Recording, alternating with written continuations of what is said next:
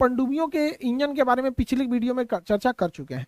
पनडुब्बी एक जो कन्वेंशनल पनडुब्बी होती है जो बाहर निकलती है और अपने डीजल इंजन को चालू करके अपने भारी भरकम बैटरी को चार्ज कर लेती है और फिर अंदर चली जाती है, जिसे हम डीजल, और अंदर जाके बैटरी से चली इसलिए इलेक्ट्रिक। तो डीजल इलेक्ट्रिक पनडुब्बी जो होती है, इनकी खराबी है हर 2 दिन पे इन्हें 3-4 घंटे के लिए बाहर आना पड़ता है जिससे कि इनकी बैटरी चार्ज हो सके। तो ये डीजल इलेक्ट्रिक हो गई, बस 2 दिन काम करेगी। जबकि एक अंदर अंदर होता है air independence propulsion system, AIP technology. AIP technology पानी के अंदर ही बिजली बना देता है, लेकिन वो बिजली इतना पावरफुल नहीं होता है कि पनडुब्बी को चला सके, लेकिन वह बिजली बैटरी को चार्ज कर देता है और बैटरी इस पनडुब्बी को लेके चली जाती है। इस वजह से ये 15 दिन तक पानी के अंदर रह सकता है। तो इसके तुलना में ये बहुत एडवांस होता है यहाँ पे। और सबसे बेहतरीन पनडुब्बी मानी जाती है न्यूक्लियर पनडुब्बी। परमाणु पनडुब्बी में ईंधन की जरूरत नहीं है, 5-7 साल तक उसका ईंधन खत्म नहीं होता है, ना ही उसको पानी से ऑक्सीजन बना लेता है। ये 3 महीने तक पानी के अंदर रह सकता है, क्योंकि इसमें खाने पीने का सामान 3 महीने बाद खत्म हो जाता है, तो क्रू मेंबर को चाहिए होता है।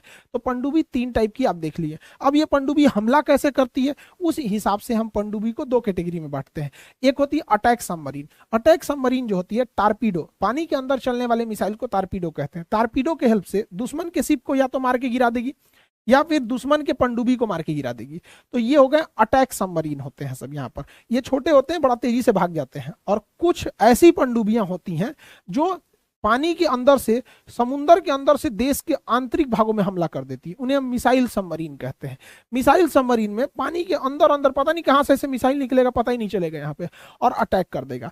एक्चुअली ये धमकाने के लिए ज्यादा होता है ये, तब इसका प्रयोग भी बहुत जरूरी भी है, ये होना भी जरूरी है। क्योंकि अगर हमारे देश पे अचानक 50 गो को परमाणु बम मार दे तो भैया हमारे पास रहना भी तो चाहिए दोबारा हमला करने के लिए, उसी को कहते हैं सेकंड स्ट्राइक।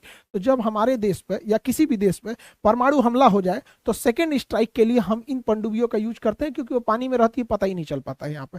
या फिर आप किसी दूसरे देश पे डायरेक्ट फर्स्ट स्ट्राइक मारना चाहते हैं पानी के अंदर से, तो मार सकते हैं। तो परमाणु बम से हमला हो सकता है। यही है परमाणु बम जो जापान पे मारा था।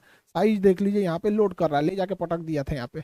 पहला बम का नाम था लिटिल बॉय, दूसरे का नाम था फैटमैन।